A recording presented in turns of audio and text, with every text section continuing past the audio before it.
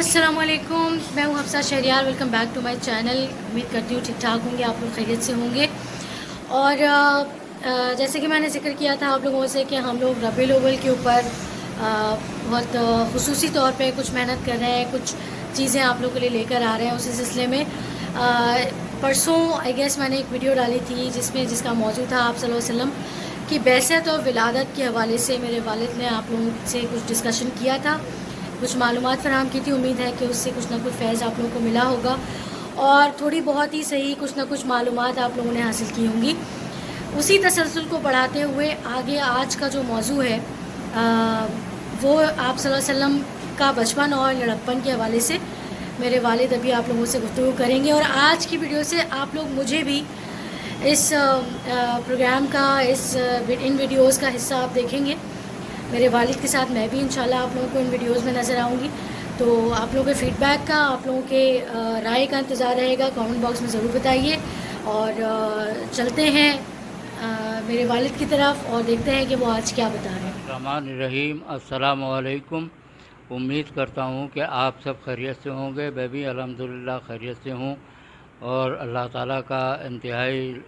شکر گزار ہوں کہ اس نے آج پھر آپ لوگوں کے سامنے مجھے اپنا موقف بیان کرنے کا موقع دیا۔ اللہ تعالیٰ نے یہ توفیق دی ہے کہ میں اس کے پیارے حبیب صلی اللہ تعالیٰ علیہ وآلہ وسلم کی ولادت باسعادت آپ بچپن اور لڑکپن کے حوالے سے کچھ آپ کے سامنے پیش کر سکوں۔ آج جو حضور صلی اللہ تعالیٰ علیہ وآلہ وسلم کے بچپن کے حوالے سے بات کرنی ہے وہ یہ ہے کہ عرب میں ایک طریقہ یہ تھا، جو سرداران مکہ ہوتے تھے ان میں سے ان میں جو نوزائیدہ بچے ہوتے تھے ان کو وہ گاؤں کے ماحول میں بھیج دیا کرتے تھے، کیونکہ ایک تو آب و ہوا وہاں اچھی ہوتی تھی صحت کے حساب سے، اور دوسرے ان لوگوں کی جو عربی ہوتی تھی گاؤں کے لوگوں کی، آج بھی ہے عربی وہاں کی خاص، لیکن اس زمانے میں تو اور فصاحت و بلاغت ہوتی تھی اس حوالے سے کہ نوزائیدہ بچہ جو وہاں جائے تو صحت مند ہو، اور اس کے علاوہ اس کی جو بات چیت کا جو طریقہ ہو وہ فصاحت و بلاغت لیے ہوئے ہو۔ اسی حوالے سے جناب جب حضور صلی اللہ تعالیٰ علیہ وآلہ وسلم کی بعثت ہوئی تو اس میں کئی خواتین آئیں آپ کو لینے کے لیے حضرت بی بی آمنہ رضی اللہ تعالیٰ عنہا کے پاس،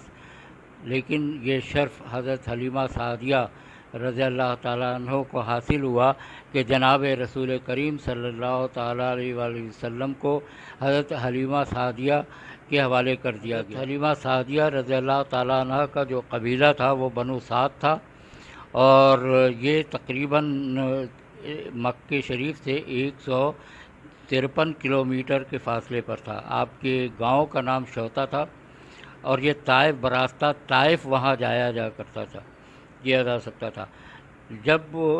حضرت حلیمہ صلی اللہ علیہ وسلم کو لے کر روانہ ہوئی تو آپ کی جو سواریاں تھیں اونٹنی اور خچر، وہ بہت تیز رفتاری سے، اتنی تیز رفتاری سے روانہ ہوئی کہ تمام جانوروں کو اور دوسری خواتین کے جو آئی تھیں ان کو بھی وہ پیچھے چھوڑ گئیں۔ قبیلہ بنو سعد جس علاقے میں واقع تھا وہ اسی علاقے میں اس زمانے میں قحط جو تھا وہ نازل ہوا تھا۔ اس میں قبیلہ بنو سعد کے ہی اس میں گاؤں شوتا جو حضرت حلیمہ سعدیہ کا گاؤں تھا، حضرت حلیمہ سعدیہ کا جو گاؤں تھا اس میں بھی قحط تھی، لیکن جب حضور صلی اللہ تعالیٰ علیہ وآلہ وسلم وہاں داخل ہوئے شوتا گاؤں میں تو وہاں ہریالی، نہ صرف یہ کہ قحط دور ہو گیا بلکہ ہریالی بھی وہاں آ گئی۔ حضور صلی اللہ تعالیٰ علیہ وآلہ وسلم کے جو 3 رضائی بھائی بہنیں تھیں، ایک تو حضرت عبداللہ بن حارث، دوسرے حضرت انیسہ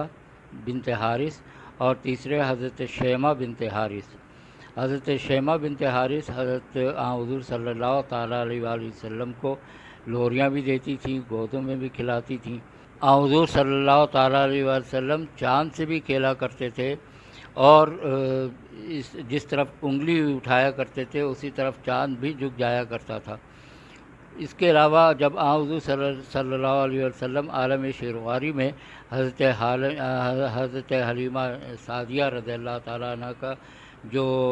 شیر تھا یعنی دودھ تھا وہ صرف ایک طرف سے پیتے تھے، دوسری طرف کو اگر کوشش بھی کی جاتی تب بھی نہیں پیتے تھے، وہ اپنے رضائی بھائی عبداللہ بن حارث کے لیے چھوڑ دیا کرتے تھے۔ اس طرح اپنی عالم شیرخواری میں ہی حضور صلی اللہ تعالیٰ علیہ وآلہ وسلم نے جو انصاف، عدل اور انصاف کا نظام کی طرف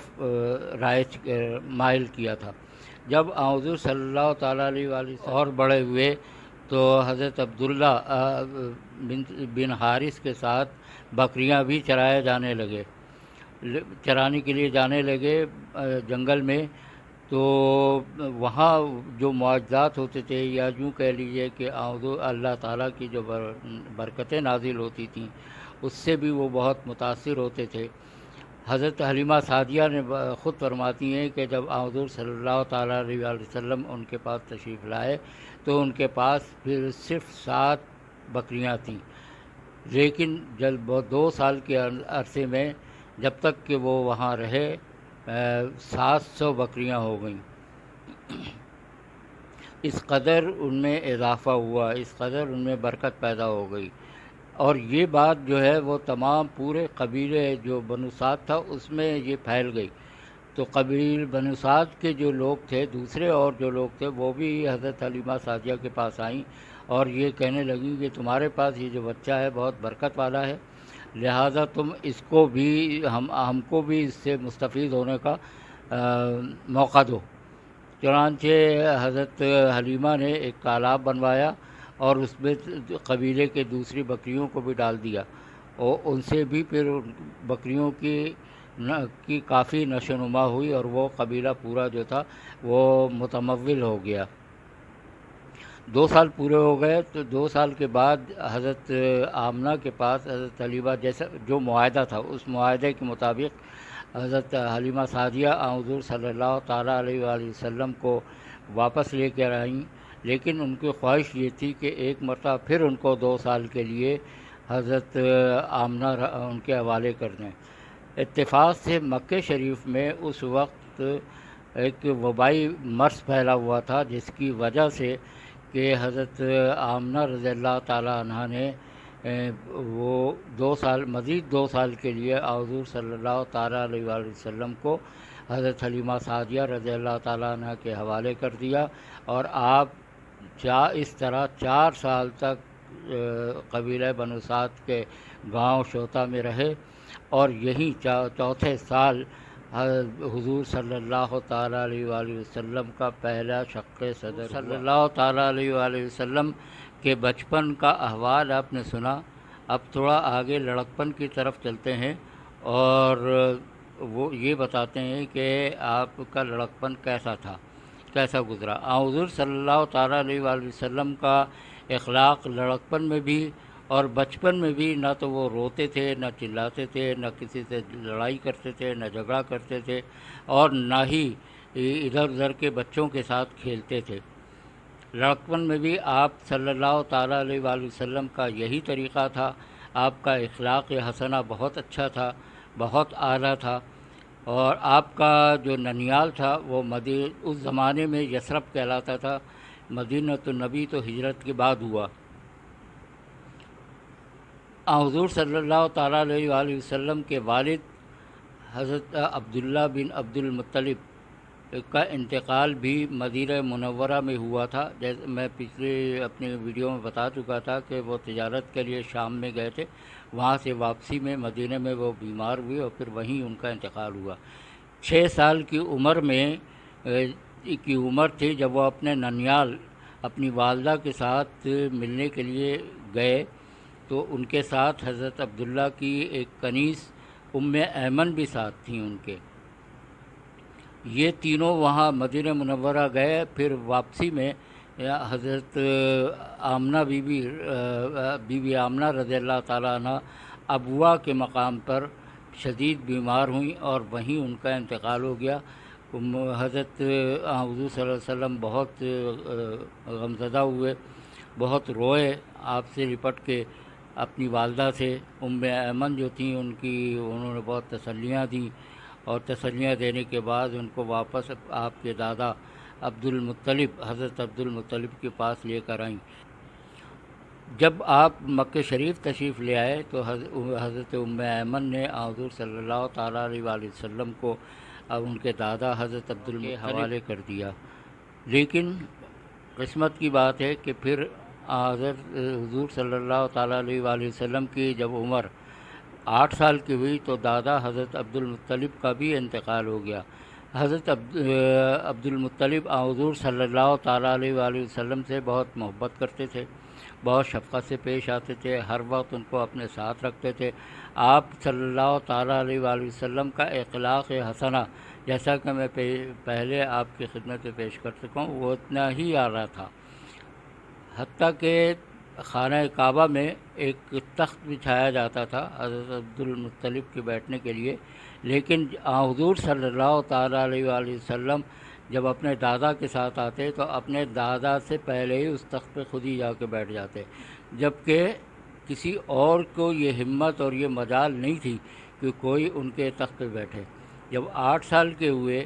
تو ان کا بھی انتقال ہو گیا۔ ان کے انتقال کے بعد پھر آپ کی پرورش کا جو مرحلہ آیا وہ حضرت ابو طالب جو حضرت علی کرم اللہ وجہہ کے والد ہیں ان کے سپرد ہوا۔ پھر حضرت ابو طالب نے آپ کی پرورش شروع کی، آپ کی ہونے سے جو برکتیں ان کے حضرت ابو طالب کے گھر میں آئیں وہ اپنے بیٹوں سے بھی زیادہ وہ حضرت ابو طالب جو تھے وہ حضور صلی اللہ تعالیٰ علیہ وآلہ وسلم سے محبت کرتے تھے، اور ان کو اپنے بیٹوں کو یہ حکم تھا کہ جب تک حضور صلی اللہ تعالیٰ علیہ وآلہ وسلم نہ آ جائیں اس وقت تک کوئی کھانا بھی نہ کھائے، اس لیے کہ جو کھانا جو ہوتا تھا وہ اگر پہلے سب بھائی کھا لیتے تھے تو کھانا ختم ہو جاتا تھا اور کسی کا پیٹ بھی نہیں بھرتا تھا، لیکن جب حضور صلی اللہ تعالیٰ علیہ وآلہ وسلم آتے تو اور ساتھ بیٹھ کر کھاتے تو سب کا پیٹ بھی بھر جاتا تھا اور کھانا بھی پورا ہو جاتا تھا۔ اسی طریقے سے جب آپ کی عمر مبارک 10 سال کی ہوئی تو پھر آپ کے ایک چچا تھے زبیر، وہ اپنے ساتھ ان کو یمن کے لیے لے کے گئے، لیکن تجارت کے حوالے سے لے کے جانے لگے تو راستے میں ایک عجیب واقعہ ہوا کہ ایک اونٹ جو تھا وہ راستے میں ملا اور وہ بیٹھ گیا، بیٹھنے کے بعد اس نے اپنے سینے کو جو ہے وہ رگڑنا شروع کر دیا۔ حضور صلی اللہ علیہ وسلم جب اس اونٹ کے پاس گئے، حالانکہ عمر آپ کی صلی اللہ تعالیٰ علیہ وآلہ وسلم کی اس وقت 10 سال کی تھی صرف، لیکن وہ بیٹھ گئے اس کے اوپر جب بیٹھے، کیونکہ جانور جو ہوتے ہیں عموماً وہ نبی کو اور نبوت کو پہچان لیتے ہیں، ان کی شناخت وہ کر لیتے ہیں، وہ اسی لیے وہ رگڑنے لگا، وہ پہچان گیا تھا کہ یہ اللہ کے آخری نبی اور رسول ہیں۔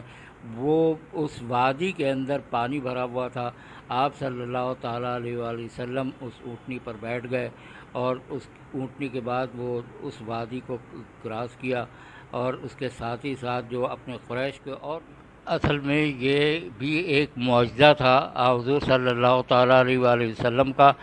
کہ جس کو قریش کے جو لوگ ساتھ گئے تھے وہ واپس آئے، اور انہوں نے مکے میں جب بیان کیا تو لوگ حیران رہ گئے۔ جی تو یہ تھے آج کا جو موضوع تھا آپ صلی اللہ علیہ وسلم کے بچپن اور لڑکپن کے چند واقعات اور معجزات۔ ویسے تو آپ صلی اللہ علیہ وسلم کے بے انتہا معجزات ہیں جن کو ہو سکتا ہے بہت سارے ایسے بھی ہوں جو ہماری نالج میں نہ بھی ہوں، اور انشاءاللہ اگلے نشست میں کیا ہم بات کریں گے، بتائیں؟ آپ کی صلی اللہ تعالیٰ علیہ وآلہ وسلم کی زبانی اور دین اسلام کی تبلیغ اور وہی انشاءاللہ، اور 1 سے 2 دن میں آپ کو انشاءاللہ مزید ویڈیو اور ملے گی، اور کوشش یہی ہے کہ جن چیزوں کی ہمیں بھی نالج نہیں ہے وہ ہمیں بھی ہو اور آپ تک بھی پہنچے۔ تو اللہ تعالیٰ سے دعا ہے کہ اللہ تعالیٰ ہمیں اور توفیق دے اچھی باتیں سیکھنے کی، اور اللہ تعالیٰ آپ لوگوں کو اور ہم سب کو اپنے زمان میں رکھے۔ تو انشاءاللہ اگلی ویڈیو میں ضرور آپ سے ملاقات ہوگی بہت اچھے ٹاپک کے ساتھ۔ جو کہ ابھی بتا ہی دیا ہے ابو نے. تو تب تک کے لیے اپنا خیال رکھیں. اللہ حافظ.